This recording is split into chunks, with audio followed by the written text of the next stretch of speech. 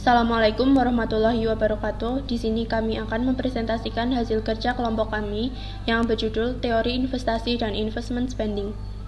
Yang beranggotakan kelompok, yang pertama ada saya Afina Widya Atika, yang kedua ada Afrisma Silvia Ayu Karningtia, yang ketiga ada Akhrisna Saniata Ofliana, yang keempat ada Atifah Fimadi, yang kelima ada Aulia Saila Putri, dan yang terakhir ada Azizatul Mu'arofah.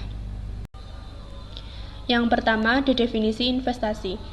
Investasi itu adalah pengeluaran barang yang tidak dikonsumsi saat ini, di mana berdasarkan periode waktunya, investasi terbagi menjadi 3. Di antaranya yang pertama adalah investasi jangka pendek, investasi jangka menengah, dan investasi jangka panjang. Investasi merupakan komitmen sejumlah dana pada suatu periode untuk mendapatkan pendapatan yang diharapkan di masa yang akan mendatang sebagai unit kompensasi.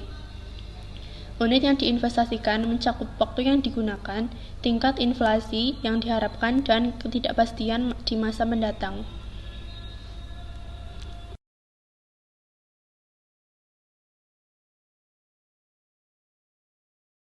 Selanjutnya ada macam-macam investasi.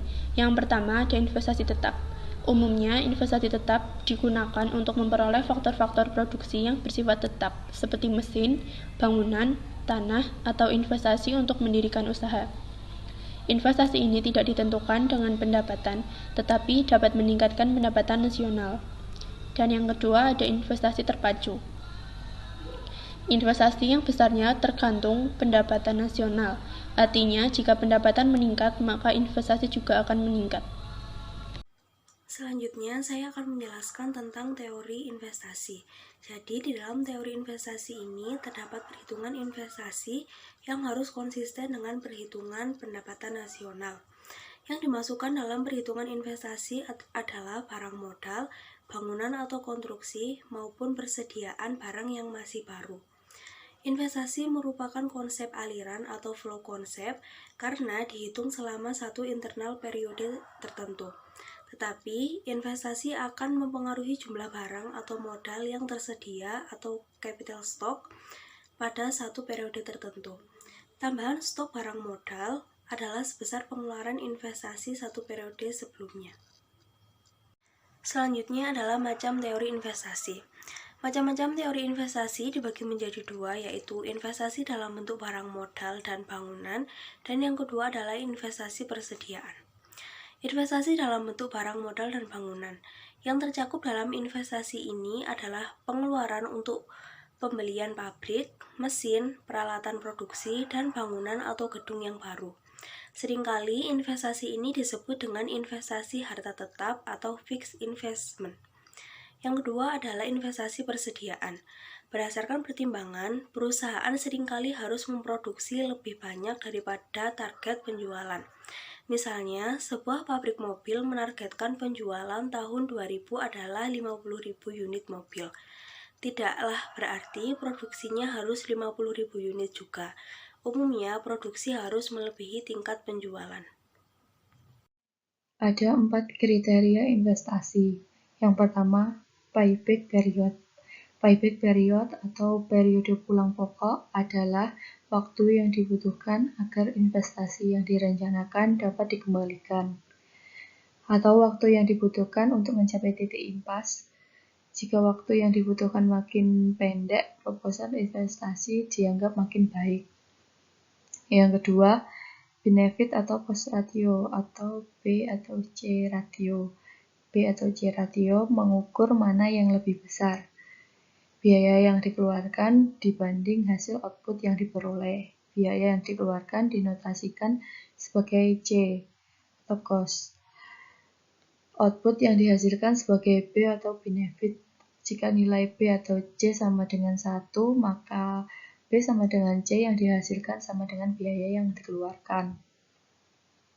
Yang ketiga ada net present value atau NPV. Keuntungan lain dengan menggunakan metode diskonto adalah kita dapat langsung menghitung selisih nilai sekarang dari biaya total dengan penerimaan total bersih. Selisih inilah yang disebut net present value. Suatu proposal investasi akan diterima jika NPV lebih dari 0 sebab nilai sekarang dari permintaan total lebih besar daripada nilai sekarang dari biaya total. Yang keempat, internal Rate of return atau IRR, Internal Rate of Return atau IRR adalah nilai tingkat pengembalian investasi dihitung pada saat NPV sama dengan 0. Jika pada saat NPV sama dengan 0, nilai IRR sama dengan 12%. Maka tingkat pengembalian investasi adalah 12%.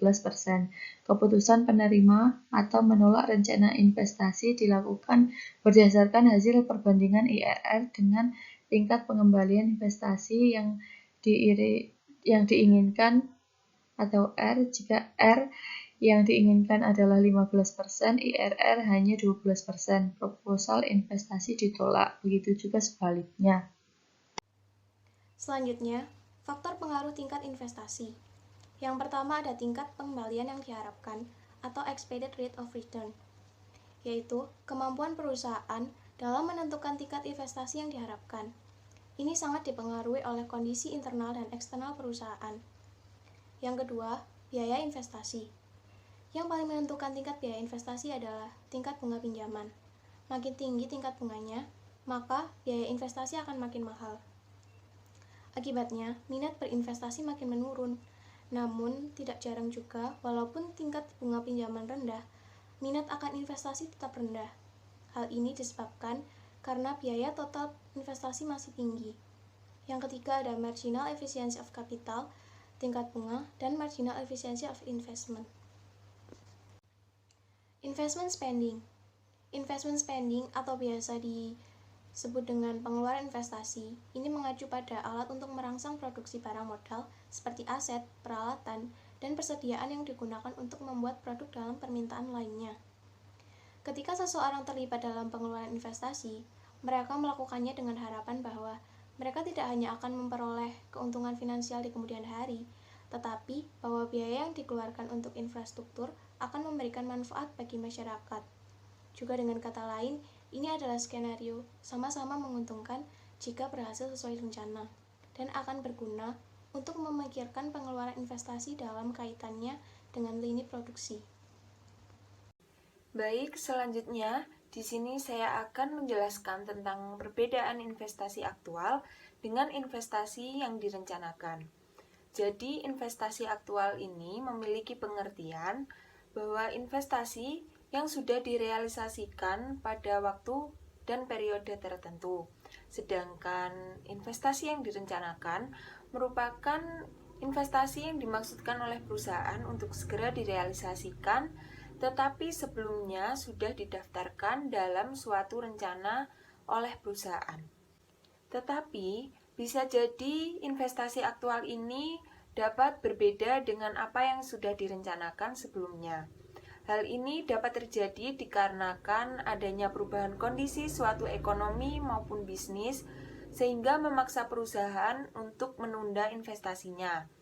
Sebagai contohnya, pada saat kenaikan suku bunga membuat biaya investasi menjadi mahal dan membuat investasi yang sudah direncanakan ini tidak layak secara finansialnya. Hal ini dapat disimpulkan bahwa investasi aktual akan sama dengan investasi yang direncanakan maupun tidak direncanakan. Misalnya dalam rencana bisnis perusahaan ingin membeli suatu mesin yang sudah direncanakan dalam daftar rencana suatu perusahaan tersebut.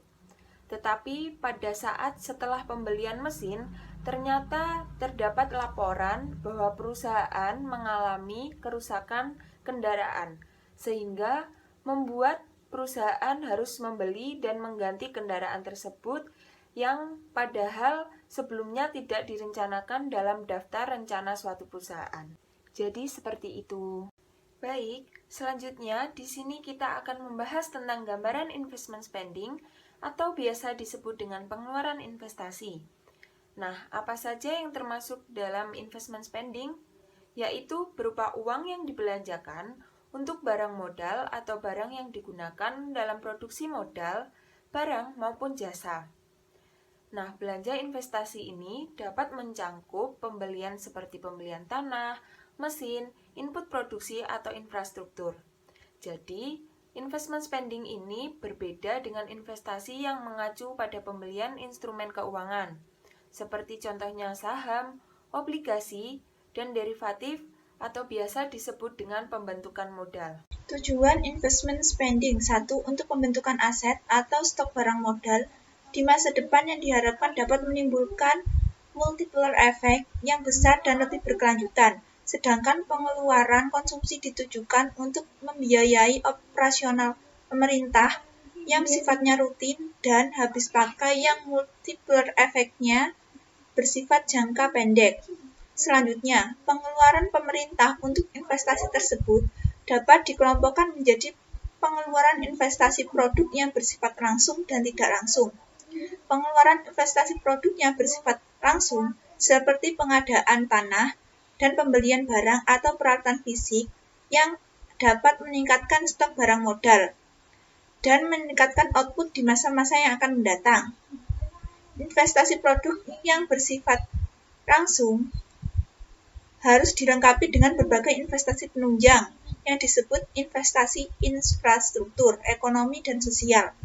Investasi penunjang tersebut antara lain berupa pembangunan jalan raya, penyediaan listrik, persediaan air bersih, dan perbaikan sanitasi, pembangunan fasilitas komunikasi, dan sebagainya, yang kesemuanya mutlak diperlukan dalam rangka menunjang dan mengintegrasikan segenap aktivitas ekonomi produk.